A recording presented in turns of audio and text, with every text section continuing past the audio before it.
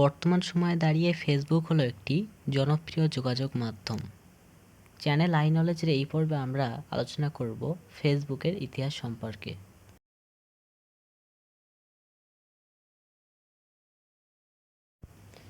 2004 সালের 4 ফেব্রুয়ারি মার্কিন যুক্তরাষ্ট্রের হার্ভার্ড বিশ্ববিদ্যালয়ের ছাত্র মার্ক জাকারবার্গ এবং তার বন্ধু এডওয়ার্ড ফ্র্যাঙ্কলিন, ডাস্টিন এবং ক্রিস মিলে তৈরি করেছিল। শুরুতে নাম ছিল দ্য ফেসবুক। এটা কেবল হার্ভার্ডের ছাত্রদের জন্যই চালু ছিল।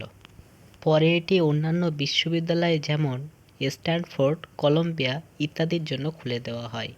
2006 সালে সারা বিশ্বে 13 বছরের বেশি বয়সী যে কোনো ব্যক্তি ফেসবুক অ্যাকাউন্ট খুলতে পারত। 2012 সালে ফেসবুক প্রথমবারের মতো পাবলিক শেয়ার বাজারে আসে।